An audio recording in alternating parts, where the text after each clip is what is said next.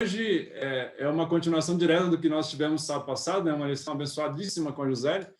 E lá nós discutimos algumas coisas que eu julguei muito interessantes, discutindo, inclusive, como Jesus e os apóstolos entendiam a Bíblia, né? Alguns elementos que envolviam, inclusive, aspectos culturais. A gente viu antes que a Bíblia está ao alcance de todos, né? Esse é um ponto importantíssimo também no nosso contexto, falando aqui da acessibilidade, né?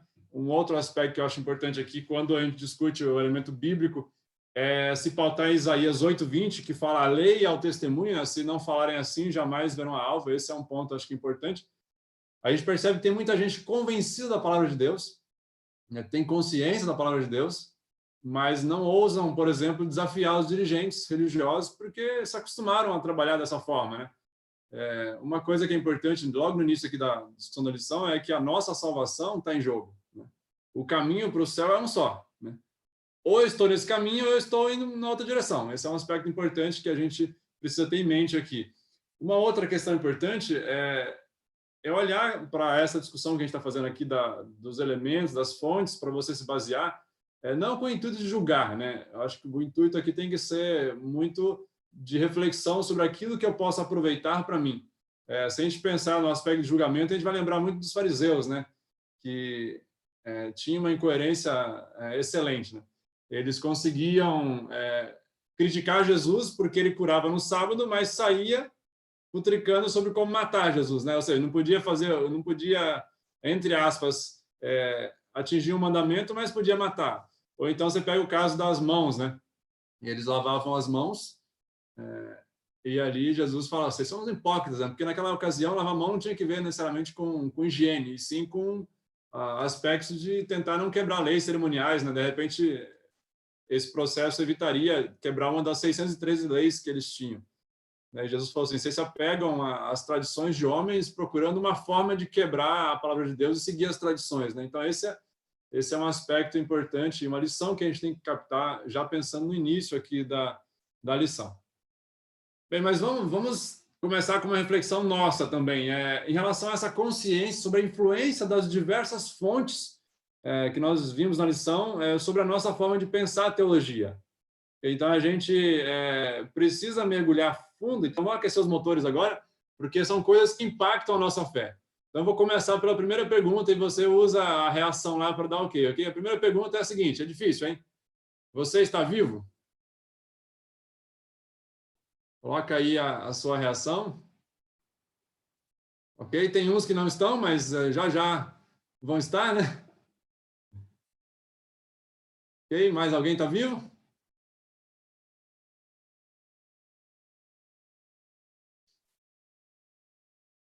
Ok, já pegaram aí o jeito, né? Então, eu vou para a fase 2.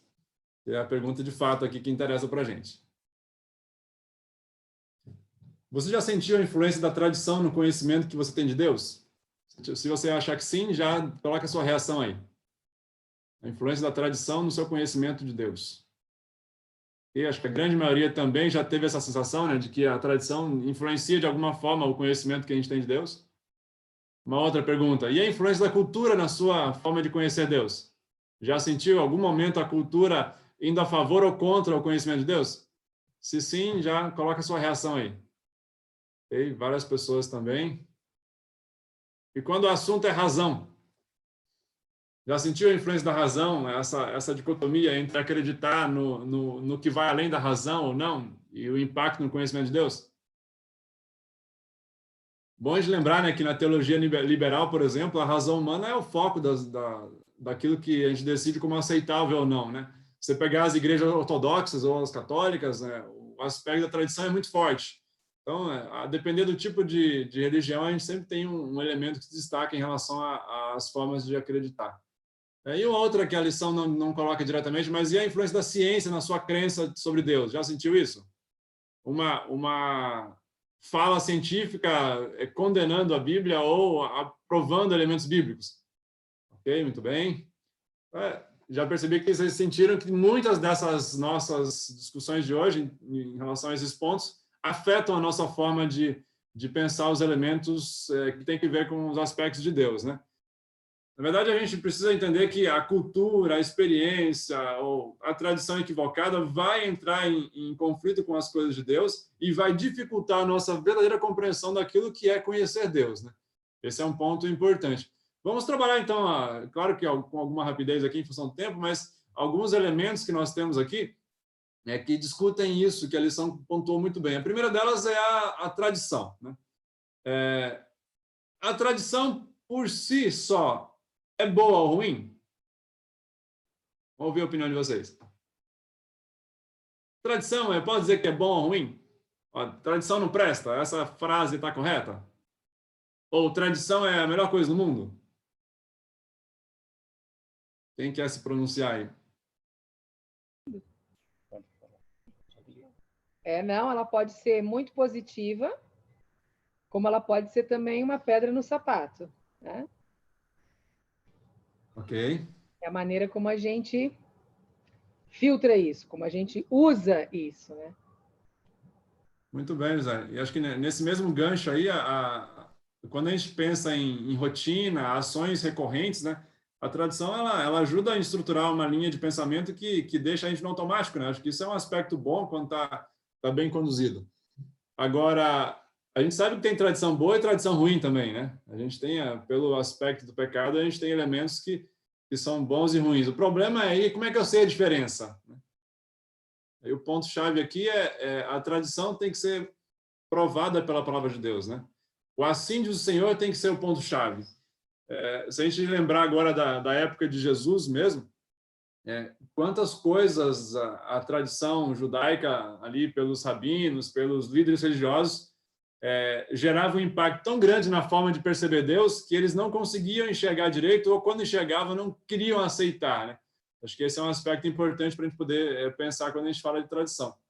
A Ellen White, ela fala naquele capítulo que eu recomendo que vocês leiam, né, sobre o grande conflito, a nossa única salvaguarda, né? Ela fala que o diabo induz as pessoas a olharem para o pastor, para o bispo, como um guia.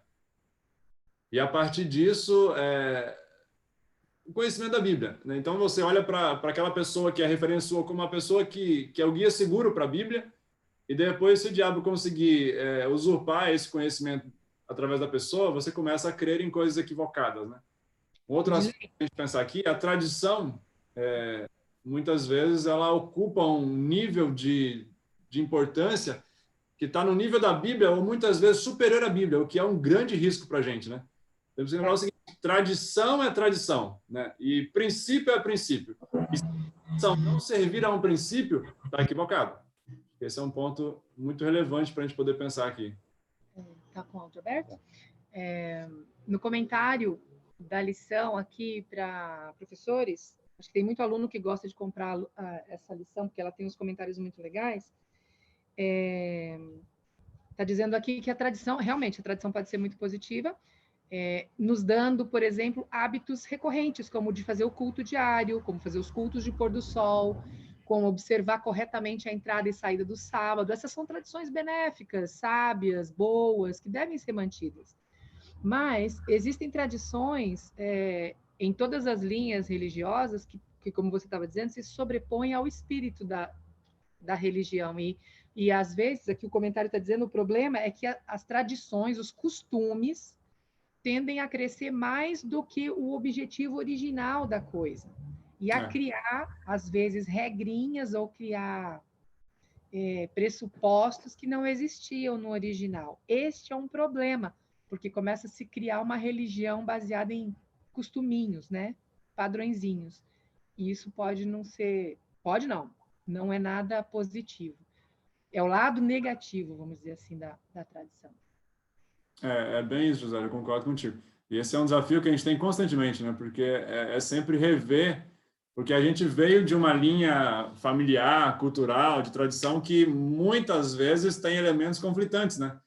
E aí o nosso pente fino tem que ser essa análise junto à palavra de Deus. Até pontuei aqui, a gente tem que levar em consideração que a tradição ela nunca deve ser mais relevante que a Bíblia, nem substituta para ela. E aqui eu queria já aproveitar um ponto. A gente conhece bem as igrejas que se pautam muito na tradição, né? E eu acho interessante esse livro aqui, eu não sei quantos conhecem ele, é um livro antigo já, 1900 50 e poucos ele foi escrito. Ele é um ensaio de apologia ao catolicismo, né? Ele foi escrito pelo Monsenhor Emílio José Salim. É um cara muito conhecido, uma pessoa muito conhecida, né?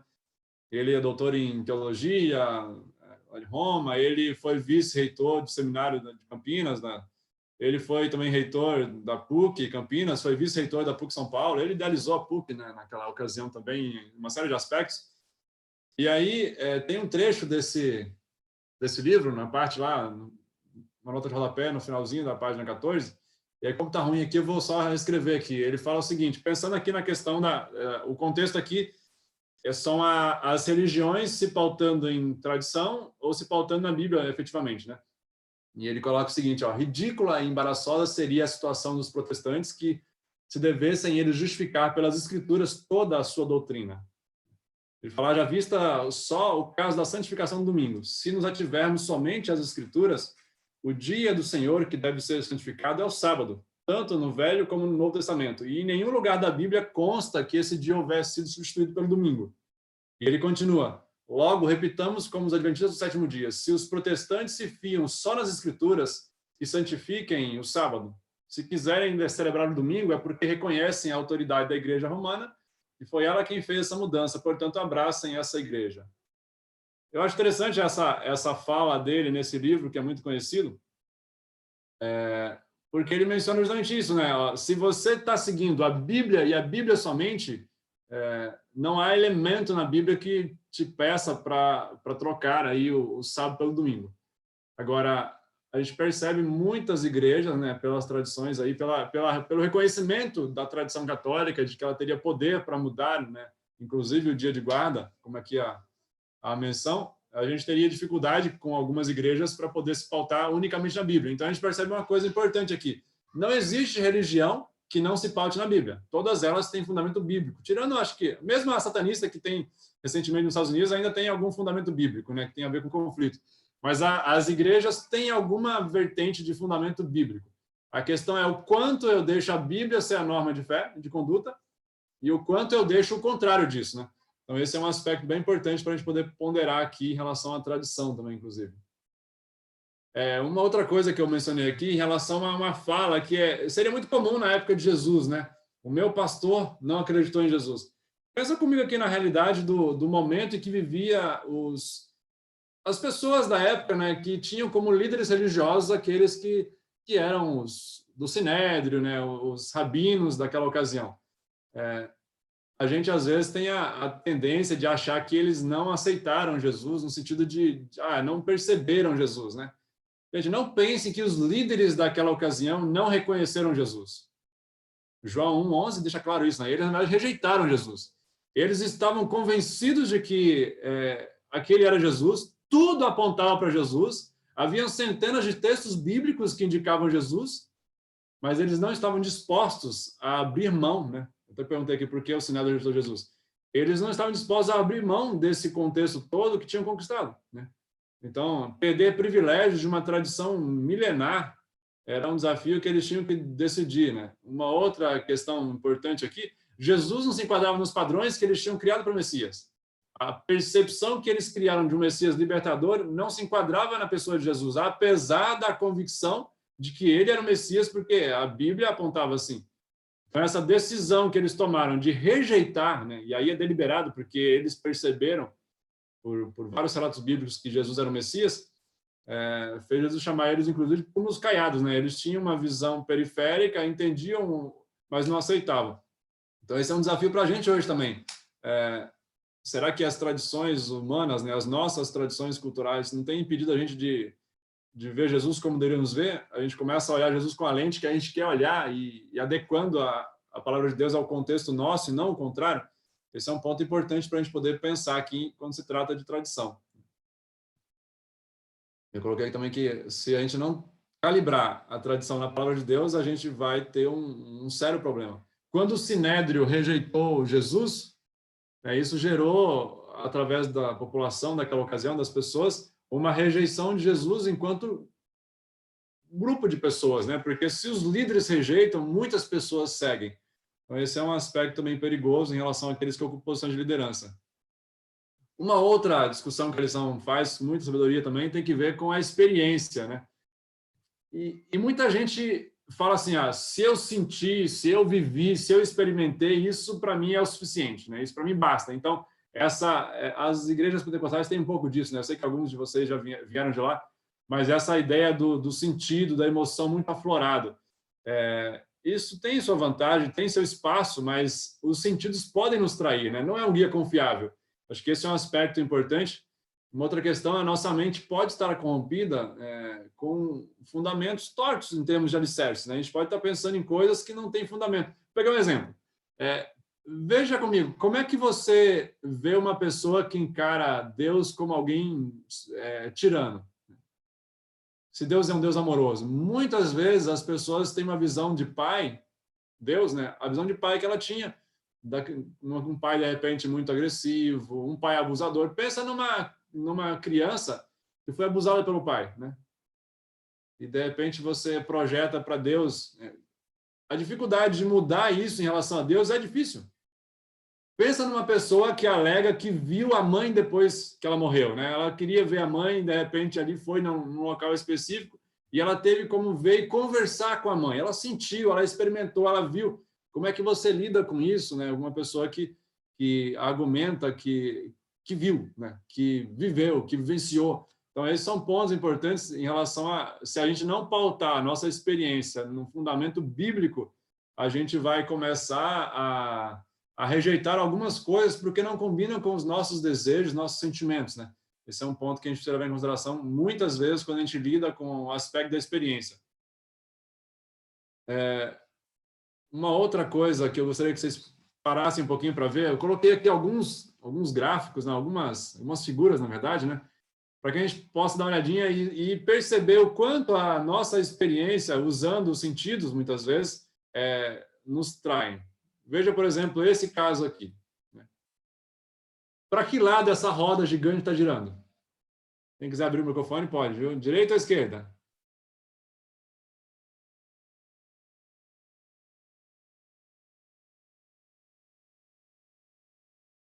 Vou voltar aqui.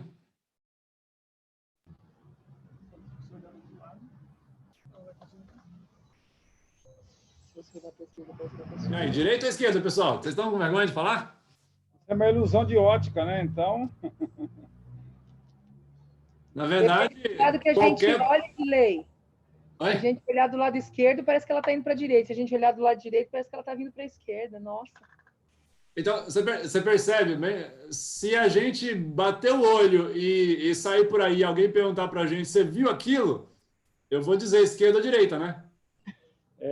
Vou falar como os professores de física falam, né? Depende do referencial, se eu estou de um lado ou do outro.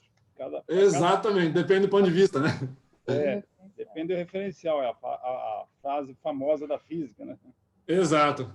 Então, a verdade é que, se a gente olhar rapidamente, qualquer posição, por mais contraditória que seja, estaria correta, porque eu posso olhar os dois lados. Então, percebe aí a questão dos sentidos, muitas vezes nos enganando? Pega esse outro caso aqui. Essa bailarina está girando para a esquerda ou para a direita? Direita. Para a direita. Não, depende. Depende do referencial. Não, por quê? Ela está para a direita. Olha para a direita. Olha para a da esquerda, depois olha para a da direita, depois olha para o meio. Depende. Você consegue ver ela girando para um lado só, ela gira para as duas posições. Depende do referencial, depende do seu foco. Nossa.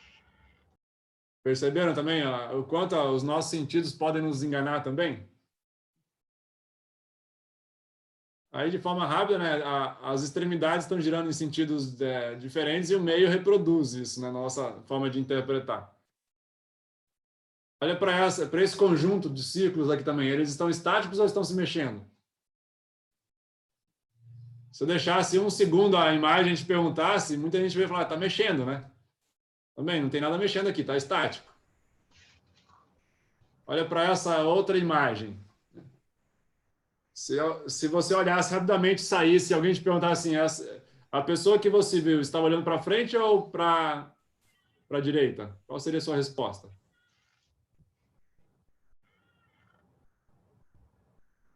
Tá vendo? Alguém provavelmente viu a pessoa olhando para o lado, né? E alguém deve ter visto meia face olhando para frente. Viu os dois. Ok, e alguns veem os dois. Então, também, de novo, depende do referencial, né? Olha essa outra imagem. O que você vê aqui? Pode abrir o microfone, viu, gente? Podem falar à vontade. A gente vê aí Fecha de novo. Uma mulher de costas. É uma mulher de costas. O Ok. rosto e o cabelo. Muito bem. Tem gente... Todo mundo conseguiu ver essa mulher de costas? Tem aqui um rosto aqui, né? Agora que eu Mas no olhar rápido é um arbusto contorcido, não é isso? Então, depende também do nosso foco aqui para decidir se eu vi uma coisa ou outra. E são duas coisas bem distintas, né? Olha para esse outro aqui. Qual dos olhos estão se mexendo? Depende da hora que você olha para um lado ou para o outro, ele mexe alternadamente. Exato. E a verdade é que nenhum, né? Eles estão parados. Ok? E a gente olha e tem a sensação de que está se mexendo, né? De novo, Está mas... mexendo é o meu. O que é? O meu que está mexendo. Você está mexendo, né? Perceberam? Então, se a gente tivesse que olhar essa imagem rapidamente, depois dizer assim, ó, e aí, tá parado, não tá, quem mexeu, quem não mexeu, dificilmente teria uma única opinião, apesar do referencial aparentemente ser o mesmo, né? Eu olhei para uma foto projetada pelo Zoom, ou no YouTube. Então, esse é um aspecto interessante para a gente poder pensar também em relação à questão da experiência e da razão, né? O conflito, muitas vezes, desses dois elementos. Olha para essa imagem aqui. Esse gato é realmente tão forte quanto parece? A nossa visão força o cérebro a aceitar uma coisa, mas a experiência leva a gente a imaginar outra coisa, né? A visão esse gato está muito forte, está segurando uma pessoa em cima. Né? De repente o cérebro fala assim, poxa, mas será que é isso mesmo? A experiência fala, não, um gato não suporta um ser humano. Então esse conflito entre os nossos sentidos e até a própria razão é uma coisa que acontece com alguma frequência na forma de interpretar as coisas, né? Quanto que, na verdade, foi só uma brincadeira de colocar o gato no teto, né? Então, eu coloquei só para a gente ter essa reflexão de que, muitas vezes, a gente tem um olhar, e esse olhar está equivocado, né? Por isso que é perigosíssimo sentir e falar que isso é a verdade absoluta, né? Se a gente olhar para a experiência como um guia seguro, a gente vai ter muitas verdades por aí. Mas espera aí, muitas verdades é o que o mundo prega hoje, não é isso? Pós-modernismo? Cada um tem sua verdade. O que é verdade para você? Pode ser verdade para você, mas pode não ser verdade para mim. Então, esse é um desafio enorme que a gente tem que lidar também em relação a gente, enquanto pessoa que crê na Bíblia, mas também em relação às pessoas que perguntarem para você alguma coisa, porque muitas vezes elas vão vir enviesadas com a sua experiência pessoal, né? O que a gente experimenta molda a nossa forma de compreender a Bíblia, mas nós temos que entender que há limitações, né? Há insuficiência nas experiências quando o assunto é conhecer a vontade de Deus, porque a vontade de Deus excede tudo isso, né? Esse é um ponto que a gente também não pode esquecer nesse contexto todo. Então, de novo, a experiência só vai funcionar adequadamente se ela tiver o seu lugar, calibrada com a palavra de Deus. Esse é um ponto fundamental também. Um outro ponto que a lição discute é a cultura, né? A cultura é mutável e ela influencia todas as pessoas. Isso é uma coisa que a gente tem que ter muito claro, né? A cultura vai me influenciar. O que eu tenho que decidir é o nível da influência que ela vai ter e o quanto eu vou pautar essa cultura na palavra de Deus, né? O discernimento que eu preciso ter para compreender essa cultura é fundamental. Uma outra coisa importante aqui, em termos de cultura, é que entender a cultura me ajuda a entender a palavra de Deus, a Bíblia, né? Quando você lê a Bíblia olhando para o contexto cultural da época, a verdade não muda com o tempo, mas o contexto cultural, sim, as aplicações podem acontecer de forma diversa, né? Eu posso ter uma aplicação para aquela época e uma aplicação para esse momento, e às vezes a aplicação é a mesma. Então, conhecer a realidade cultural é fundamental. Se a gente observar a época do povo de Israel, né? Quantas vezes eles foram advertidos de que não se misturassem com algumas culturas. E recorrentemente eles se misturavam com as culturas através de casamentos, né? De participações ali, e começavam logo em seguida a adorar outros ídolos, né? Ídolos de forma geral. Deus era depois secundário. Havia orgias, chegaram casos diversas vezes de oferecer sacrifícios de filhos, né, a deuses pagãos. Quer dizer, que distanciamento gigante daquilo que Deus disse ser o correto, o adequado, de que não havia outro Deus. Tudo isso em função dessa questão de você se misturar culturalmente e de repente ter dificuldades, né? Uma outra coisa que a gente tem que entender aqui é que nem sempre a cultura diferente ela está certa ou errada, né? A gente pode aqui falar um monte de coisa, mas dentre elas lembrar o contexto que alguns países nossos vivem, né? Você pegar a forma de adorar a Deus na cultura africana, por exemplo, de forma geral, é muito distinta da nossa. E está certa? Está errada? Às vezes não tem um certo e errado, né? Às vezes tem a aplicação cultural. De repente, uma música dançando lá é adoração plena. Aqui, né, às vezes, pode estar muito distante disso. Então, esse aspecto de compreender isso é importante. Muitas vezes também, quando a gente pensa em termos de cultura, e falando aqui de que muitas vezes ela pode estar em oposição à nossa fé, eu até coloquei aqui 2 textos sobre isso, né? Muitas vezes o convite que a Bíblia faz, né, que Jesus faz para a gente, é trabalhar uma contracultura. Às vezes a gente está na contramão do mundo, às vezes a gente começa a perceber algumas coisas que o mundo prega que são contrárias à Bíblia, que é exemplos, né? Sexo desregrado, para ser feliz, essa é a forma que o mundo prega por aí. A crença na criação, de repente mudando para uma crença na evolução. Por muitos anos a igreja não tinha uma dúvida sobre crença. Era a criação e ponto final, né? Depois de Darwin, muitas igrejas começaram a aceitar a própria evolução. O mundo ser dos mais espertos, né? A ideia de dar um jeitinho, isso tudo entra em conflito com princípios bíblicos, né? E aí esse aspecto de a gente ser chamado a trabalhar uma contracultura, que é justamente pautar a nossa cultura na palavra de Deus, que muitas vezes pode ir contrário àquilo que o mundo crê, é um aspecto desafiador para a gente, mas o convite que a Bíblia nos faz a cada dia, né? Então, um aspecto importante aqui do 1 João que eu gosto de destacar é: não ameis o mundo e tudo que há nele, né? Esse é um convite. A cultura costuma moldar a gente, né? E não amar o mundo é uma forma de você não se apegar a culturas que podem ser contraditórias à Bíblia. Uma outra coisa aqui, Romanos 12:2 fala sobre isso, né? Não se conformar com esse século, mas é renovar a mente. Aí a Bíblia fala de uma série de questões ali sobre como a gente lida com isso. É fundamental para essa percepção correta em relação ao aspecto cultural. De novo, se a cultura não for calibrada pela palavra de Deus, nós teremos alguns problemas. Um outro ponto que a lição discute aqui tem que ver com a própria razão. E aí eu te convido a olhar para essa foto, né? O que você sentiu quando você olhou para essa foto? Deu medo? Deu desespero? Deu um conflito na mente aí em relação a algumas coisas?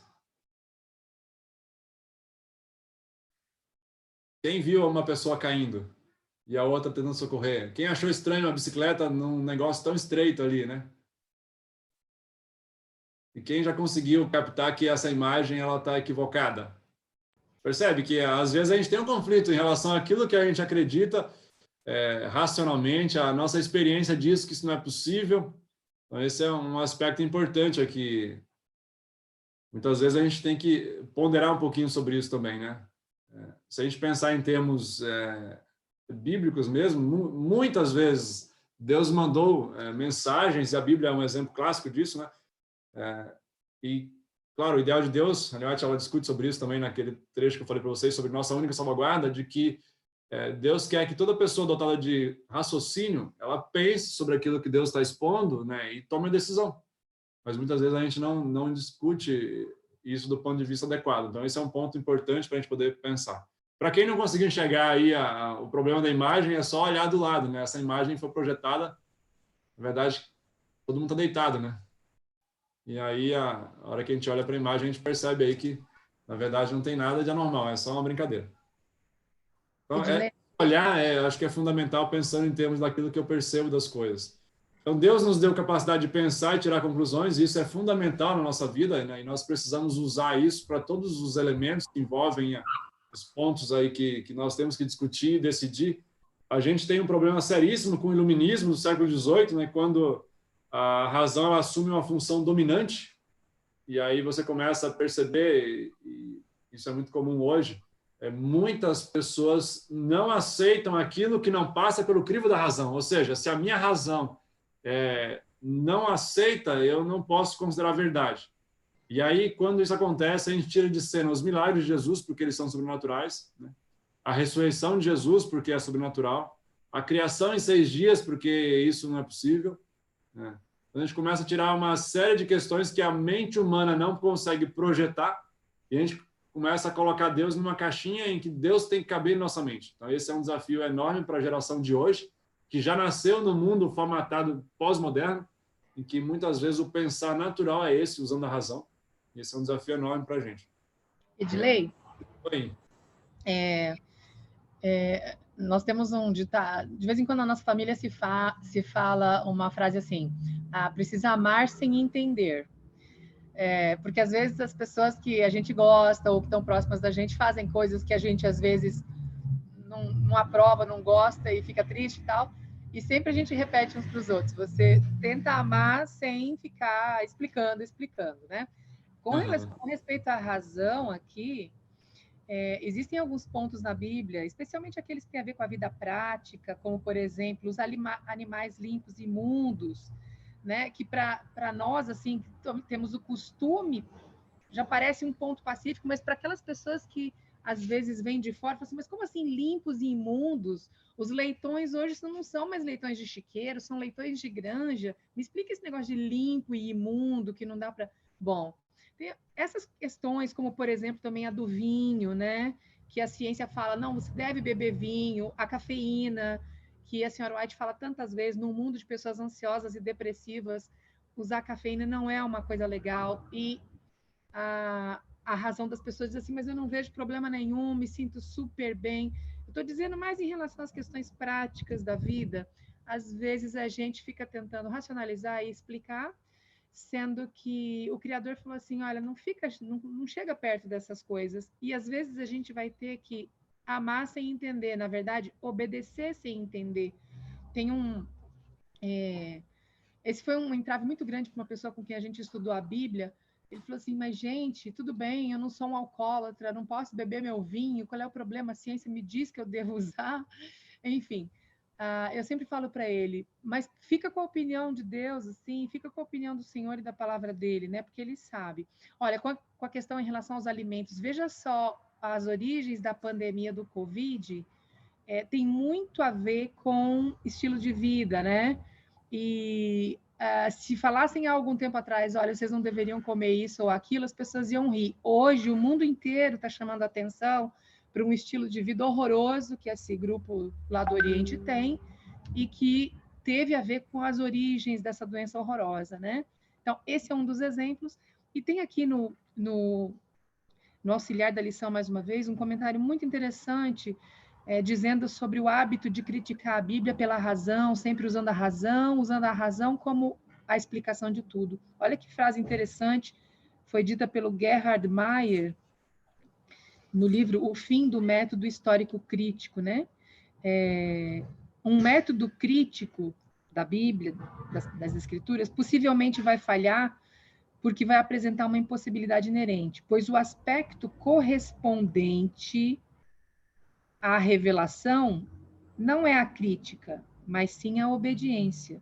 A reação humana que deveria ser despertada pelo entendimento das Escrituras não é a crítica, mas a obediência. Não é a correção, mas deixe-me ser corrigido. Interessante isso daí, né? Muito interessante. Ou seja, obedecer, mesmo que a tua razão não te explique tudo. E Deus não deixou para a gente uma fé cega, né? Ele deu uma série de evidências que nos permite aceitar de forma lógica, de forma racional, muita coisa, mas há momentos que tem espaço para a fé, né? Acho que esse é um aspecto importante. 2 Coríntios 10, 6, né? Lá tem acho que uma abordagem bem interessante para esses momentos de dificuldade, é levar cativo todo o pensamento e obediência a Deus, a Cristo, né? Tá com dificuldade?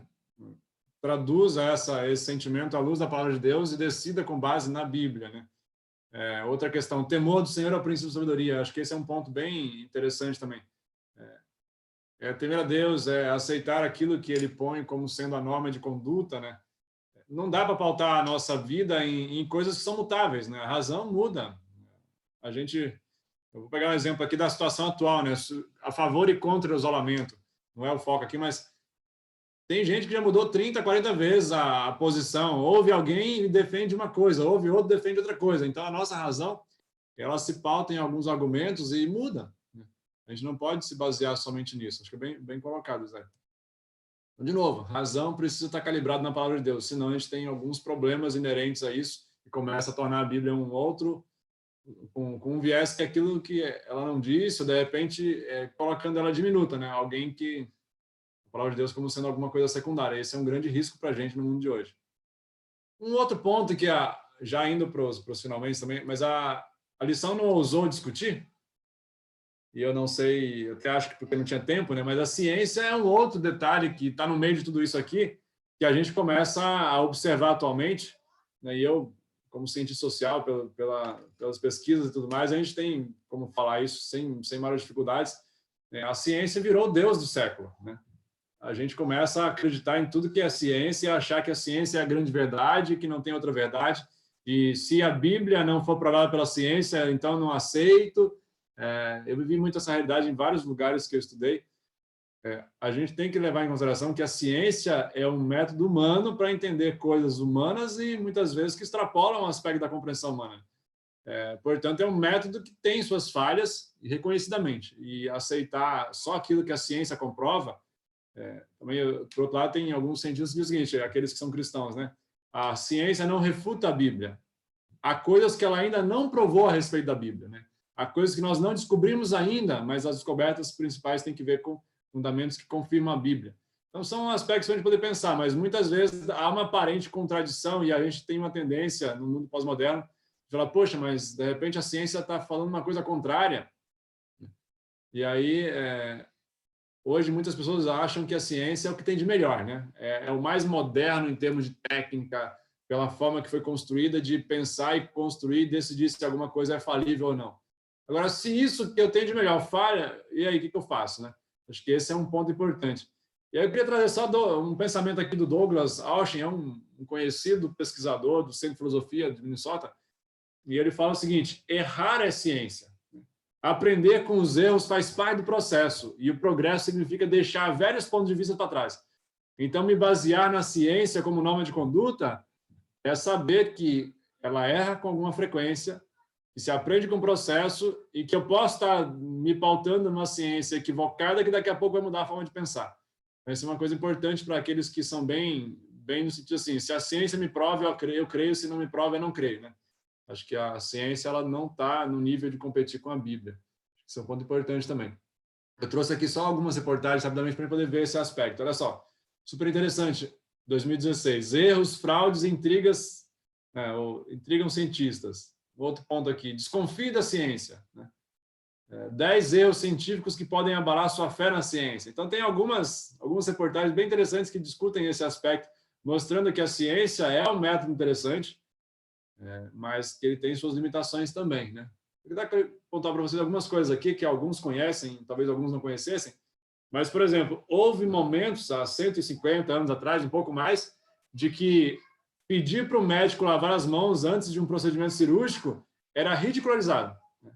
O Ignaz aqui, esse médico, ele foi um que sofreu muitas críticas, porque ele dizia que deveria lavar as mãos antes de fazer cirurgias, porque reduzia o risco de contaminação. Né? E ele, depois de tanto ser rejeitado pelo grupo científico e médico, ele foi depois para um outro hospital e lá ele conseguiu reduzir as infecções de forma tremenda e provar que eles estavam equivocados. Né? Outra discussão do Louis Pasteur, que germes poderiam matar pessoas. Né? A teoria dos micróbios foi uma coisa que gerou um escândalo para aquela época. Depois perceberam que ele estava correto, é uma mudança da ciência. Sangria, né? Teve uma fase da história humana em que a sangria era considerada uma forma de cura. Né? Sangria nada mais é que cortar a veia e deixar sangrar, né? Até certo ponto. E a gente pode pegar um exemplo clássico da história aqui, o George Washington foi um presidente americano que morreu de dor de garganta e foi num procedimento de sangria e entrou em coma e não mais voltou, né? Teve problemas, complicações. Então, assim, depois percebeu que matava mais paciente do que curava. Então, assim, de novo, a ciência mudando na sua forma de perceber as coisas.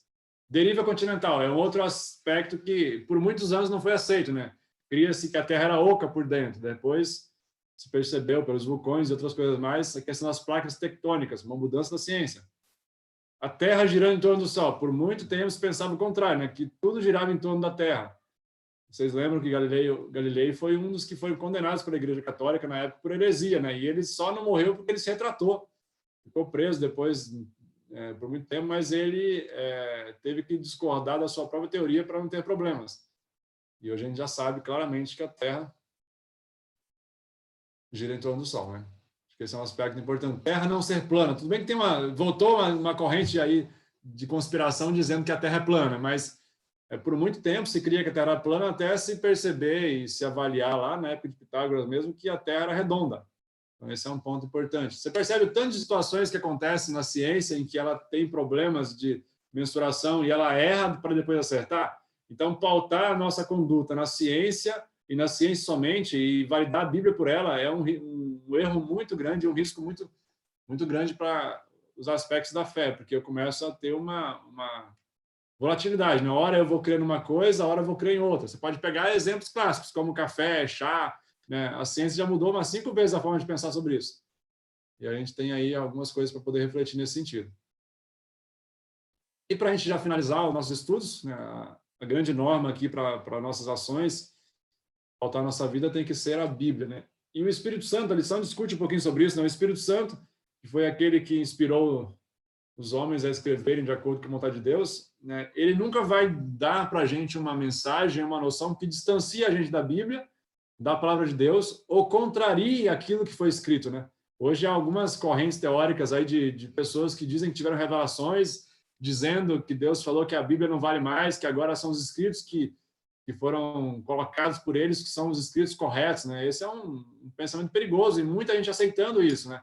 Que partes da Bíblia não valem mais porque as coisas mudaram. Então, assim, esse pensamento e a lembrança de que o Espírito Santo ele nunca vai contrariar a Bíblia é algo fundamental na nossa vida. Outro ponto-chave aqui, não é a nossa função julgar as Escrituras, né? Não faz parte do nosso escopo criticar aquilo que a Bíblia definiu como sendo o correto. Temos que lembrar que é a palavra de Deus, e se é a palavra de Deus, portanto, é algo imutável, no qual eu, como criatura, deveria me espelhar e tentar seguir, porque Ele é o Criador, né? Ele conhece. Esse é um ponto também que a gente tem que pensar. João 5,39 fala, examinar as Escrituras, né? Porque é nela que eu vou poder avaliar a questão da vida eterna, por exemplo. Então, esse é um ponto fundamental na nossa fé. E aí a pergunta definitiva e decisiva que fica para um estudo como esse é bem o seguinte, né? Vou colocar aqui, qual das fontes que eu avalio, discuto, a gente ponderou aqui sobre 5, 6 fontes, qual delas vai ter a palavra final e suprema sobre a forma que eu creio, a forma que eu enxergo Deus, né? E meu convite para vocês, é o que a lição discutiu, né, no estudo da semana, é ter a Bíblia como a regra de fé, a regra de prática, né? Somente a Bíblia. A ideia do assim diz o Senhor. É bem a ideia do que Jesus fez na pior crise que um ser pôde suportar em termos de tentação, né? E ele chegou simplesmente e falou assim, está escrito, né? Qualquer conduta duvidosa, se a gente para por um instante e avalia a luz da palavra de Deus, a gente vai ter uma visão clara do que diz o Senhor, né? Essa expressão assim diz o Senhor, ela é muito, muito fundamental em nossa vida nesses momentos de decisões. Acho que esse é um ponto-chave para que a gente possa pautar a nossa vida. E um outro aspecto que eu deixo para vocês também aqui é a misericórdia de Deus em revelar para a gente que há 2 caminhos, né? Provérbios fala que há caminhos que parecem corretos, mas no fim são caminhos de morte. E a Bíblia aponta que tem 2 caminhos, um estreito e um largo, um difícil e um fácil, um que leva à salvação, um que leva à perdição. Deus não colocou para a gente 1 milhão de caminhos para a gente escolher, né? Agora, quando a gente escolhe o caminho que não é para a salvação, que não é para o céu, aí sim, lá nesse caminho tem uma série de divisórias, né? Uma série de subcaminhos, melhores ou piores, mas todos conduzem a um local que não é o céu, que não é a salvação. Esse é um ponto importante. Mas a grande misericórdia de Deus, quando a gente começa a topar caminhos distintos pelo nosso caminho, né, é que sempre tem plaquinhas de retorno, né? E o retorno muitas vezes custa caro, né? Há um dispêndio de tempo para poder reavaliar aquilo que a gente pensou. Eu sempre criei assim, eu sempre acreditei assim, eu aprendi assim, minha família acreditava assim.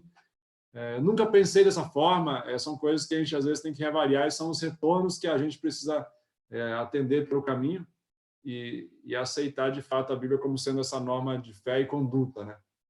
Então, nessa parte do estudo que nós estamos vendo aqui, o meu convite para vocês, né, e para as próximas lições, é que a gente, de fato, ao reavaliar tudo que nós temos de possibilidades, de fontes para confiar, que a gente entenda a influência da cultura, da tradição, da ciência, né, dos outros elementos aqui, a experiência, a razão, mas que a gente não esqueça que elas todas devem estar submetidas aos princípios da palavra de Deus. Essa é a única salvaguarda, esse é o único caminho seguro. Qualquer outro caminho vai gerar na gente possibilidades, dúvidas, que vão levar a causa e incerteza, e nunca a fonte correta. Agora, se eu conduzo a minha forma de pensar pautada na Bíblia, como sendo a palavra de Deus, tudo mais eu vou aceitar, avaliar, projetar a partir daquilo que eu sei que é a palavra de Deus. E aí, em alguns momentos, a gente não vai entender a tradição, vai achar estranha a tradição. Em alguns momentos, a minha experiência de vida vai falar uma coisa e eu preciso avaliar aquilo e definir que a experiência está equivocada. Em alguns momentos, a razão vai pensar uma coisa e a Bíblia vai dizer outra, e eu vou ter que parar e falar, poxa, mas é a Bíblia a palavra de Deus, e se é a palavra de Deus, eu vou seguir a partir disso. E depois eu posso começar a compreender algumas coisas, né? Na minha vida já aconteceu muitas vezes isso, de eu não entender alguma coisa inicialmente, aceitar, porque esse era o assim diz o Senhor, e às vezes dias ou meses depois, ou anos depois, eu falo, poxa, mas esse era o melhor caminho e eu não tinha percebido. E naquilo que a gente não compreender aqui na Terra, seguramente haverá um espaço entre a volta de Jesus e a nova Terra, em que a gente vai poder compreender todos os desafios que a gente aceitou de seguir a Bíblia sem compreender, né? E a gente tem uma garantia de Apocalipse de que João deixou claro para a gente isso, de que nada do que a gente tiver dúvidas não será revelado, né? Tudo que nós precisarmos conhecer para entender que Deus é fiel, que Deus é justo, que Deus não muda, né? Que Deus é eterno, que aquilo que é a palavra dele, por mais que é escrita e não falada, porque essa foi a forma que Deus entendeu que era mais perene para a gente, né? Mais segura de ser transmitida, é essa a norma que deve reger a nossa vida. Alguém quer comentar mais alguma coisa? Senão vamos para a oração. Então vamos orar como estamos? Amável Deus e Pai, muito obrigado pelas tuas bênçãos, porque estamos discutindo um assunto tão fantástico que é a tua palavra, e como tem sido bom reavaliar tudo que nós cremos, imaginamos e pensamos à luz da tua palavra. Que esses momentos, nesses sábados que nós estamos discutindo a Bíblia, que nos sirva para aproximarmos mais da tua palavra, conhecermos mais a tua vontade, e sempre que houver dúvidas, que a gente possa pautar a nossa decisão naquilo que é eterno, naquilo que não muda, naquilo que o Senhor colocou em sua palavra. Nos dê um bom restante de sábado, em nome de Jesus te pedimos.